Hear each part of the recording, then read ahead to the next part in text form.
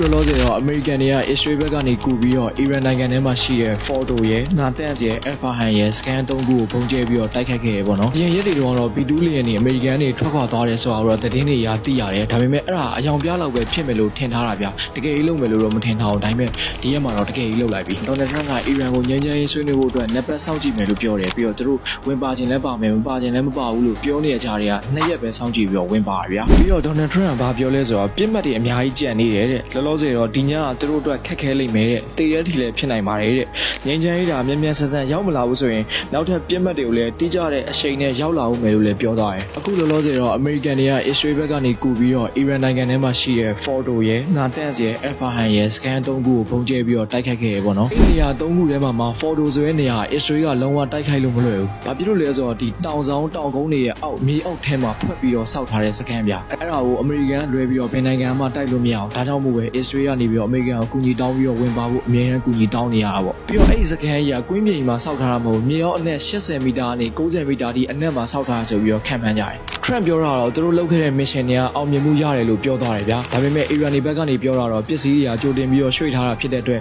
ကြီးကြီးမားမားထိခိုက်ပစ္စည်းတာမဟုတ်ဘူးလို့တော့ပြောတယ်။ဘာပဲဖြစ်ဖြစ်အဲ့ဒီစကန်3ခုကတော့တိုက်ခိုက်ခံရတယ်ပေါ့နော်။အဲ့ဒီကိစ္စနဲ့ပတ်သက်ပြီးတော့ Iran ဘက်ကရောလက်တုံ့ပြန်တိုက်ခိုက်မှုတွေဘယ်လိုရှိလာမလဲဆိုတာတော့စောင့်ကြည့်ရမယ်ဗျာ။လောလောဆယ်မှာ American ကနေပြီးတော့အရှေ့အလယ်ပိုင်းမှာချထားတဲ့ American ရဲ့စကန်တွေရှိတယ်။အဲ့ဒီစကန်တွေကိုပြန်ပြီးတော့လက်တုံ့ပြန်တိုက်ခိုက်မှလားဆိုတာတော့ဆက်ပြီးတော့စောင့်ကြည့်ရမှာ။